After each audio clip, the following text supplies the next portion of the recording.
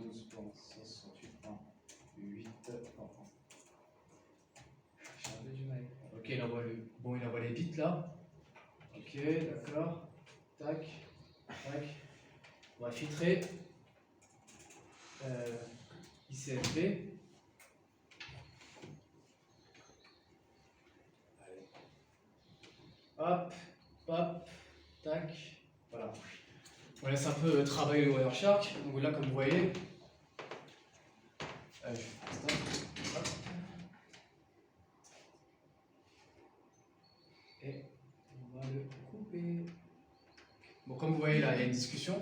D'accord, il y a la trame. Vous voyez bien mon adresse IP. On voit très mal, mais en vrai là, c'est écrit. Il y a mon adresse 168, 168, c'est mon adresse IP.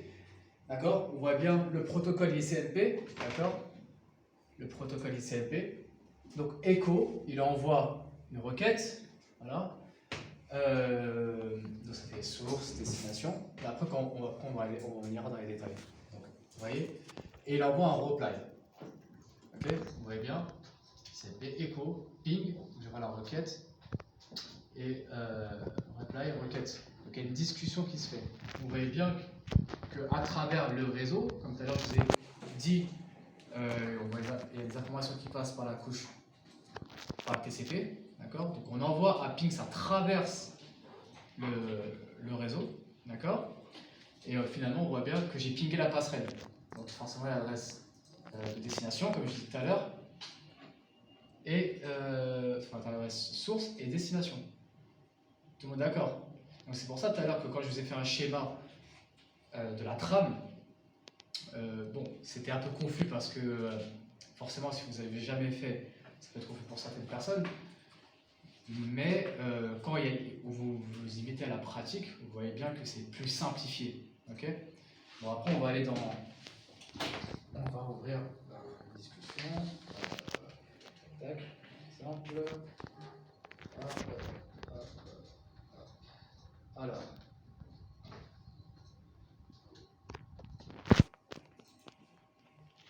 Alors, vous voyez bien que. On voit très bien. On voit par quel type de protocole c'est utilisé. On voit même à la description Internet Control Message Protocol, donc ICMP. On ne retrouvera pas dans les codes, parce qu'en fait il y a des OP codes, mais je ne rentrerai pas dans les détails aujourd'hui. D'accord. Ensuite, le checksum, on verra aussi plus tard. Checksum. Ouais, le checksum. Ouais, le contrôle de la somme en fait. C'est le FSCS. Ouais, non, ouais, enfin, c'est ça. Mais on ira plus loin parce qu'on peut tout voir en même temps. C'est très important de comprendre le checksum. Voilà. Là, c'est très important. Ça, c'est la base. Donc, vous vous rappelez tout à l'heure, ethertype dans la trame. Ok. Là, ce qu'on voit surtout, on voit la MAC adresse. Donc, la MAC adresse de la destination et un simple flou. Et on voit aussi la source. Donc, en fait, on obtient des informations du destinataire et de la source. Donc, dans ces deux lignes. Vous voyez, ça c'est super important. Là, on récupère la MAC adresse. C'est-à-dire, vous pouvez avoir MAC adresse et la MAC adresse de la source. D'accord. Entre parenthèses, si un jour vous faites de la sécurité, Wireshark est vraiment très utilisé. D'accord. Donc, c'est vachement important de comprendre Wireshark. En plus de ça, il permet de faire beaucoup de choses. Mais là, en fait, c'est vraiment pour vous démontrer de vous faire correspondre le schéma que je vous ai montré tout à l'heure à la main. Vous savez, de la trame. Les octets et tout ça, le préambule, source, destination, en fait finalement qu'on retrouve les informations dedans. Vous voyez? Vous avez compris? Et après, en fait, ici, là c'est chiffré. En dessous là, ceux qui ne comprennent pas, c'est normal, c'est chiffré. Mais on ne va pas aller dans les détails aujourd'hui dedans. Et comme vous voyez, on parlait d'encapsulation aussi. Hop, qu'est-ce qu'on voit ici? Encapsulation. Encapsulation. Ethernet. Et on disait que dans la quand on encapsule, il y a des données. On Oui. encapsule Des données. Ok, après il y a des encapsulations, forcément. Vous avez compris un peu? Donc tout ce que je vous ai montré tout à l'heure, en fait, oui, c'est vrai que ça fait beaucoup d'informations en théorie, mais en pratique, c'est peut-être plus rapide, on va dire, mais plus rapide ne veut pas forcément dire que tu as compris. Donc, il faut bien assimiler ces petites choses-là, parce que si vous allez plus loin, ou bien vous faites de l'analyse de réseau, il faut bien déjà apprendre la théorie, mais aussi faire de la pratique. Et là, on passe en pratique. Ok? Donc, vous voyez, il y a la frame, on retrouve pas mal d'informations. Voilà, source, type, on retrouve même le type, IPv4. Voilà. Il y a le flag aussi. Bon, ça, vous savez c'est quoi le flag? Le drapeau. On reviendra dessus. Là, vous êtes dans le CMD, c'est ça? Non, c'est Wireshark. Mais non, Ouais, c'est qui m'a dit ça? C'est Mec, Wireshark, c'est une je application. veux bien comprendre qu'on soit vendredi, mais. C'est une application pour analyser ce qui se passe sur l'écran. C'est le flux, ouais. En gros. Ça, on en a besoin, ça? Non, non, Mais si, non, mais Si. regarde, je vous expliquer, attendez. Quand vous faites. Bien sûr que tu en as besoin, mais ça dépend de ton poste, dans quel cas de figure, ça dépend de plein de choses. Mais là, je suis sur Wireshark parce que tout à l'heure, je vous ai fait un schéma de la trame. Ok? De la trame, on avait vu source, destination, etc. etc. D'accord?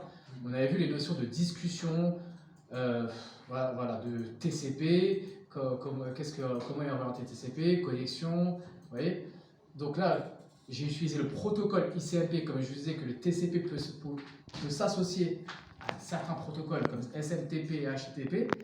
Là, j'ai envoyé un ping. Donc ping, on disait que c'était ICMP. Ok, ICMP, ping, pour faire du debug, vous l'utilisez souvent en tant que technicien. D'accord? Ou même admin, ou même plein de personnes, quoi, que ce soit admin, ingénieur, ce que vous voulez, le ping, on le retrouve partout.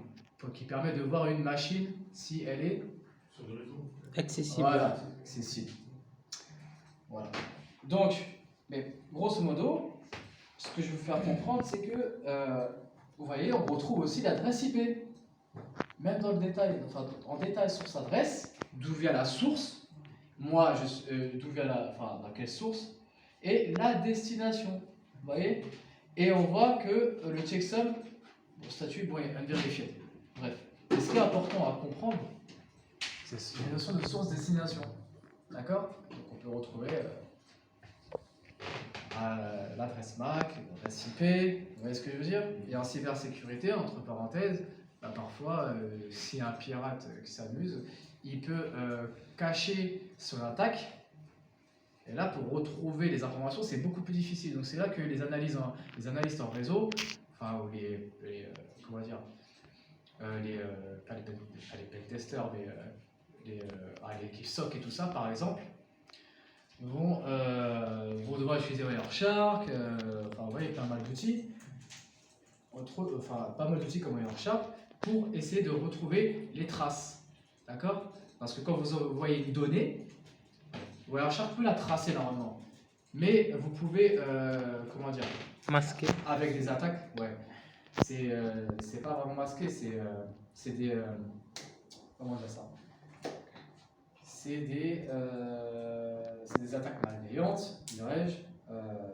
Et grâce à certains outils, grosso modo, on peut avoir il peut nous manquer des informations. Parce que comme on disait, quand tu envoies une donnée, forcément, ok, elle traverse un réseau, mais grâce à des outils, tu peux masquer les attaques. Donc forcément, il manque d'informations. Donc tu fais beaucoup de recherches sur Wireshark. D'accord? Donc voilà, on va pas aller très loin parce que c'est pas le sujet de ce cours. Mais d'où l'utilité déjà de comprendre la base, source, destination, ether type. Vous voyez, on retrouve pas mal d'informations, adresse MAC, source, déjà rien que ça. C'est pas mal. Après, on fera, si on a du temps, on fera OP code et tout ça. Mais c'est pas l'objectif de ce cours, j'en ai pas mal de. On est allé assez loin. Donc, voilà.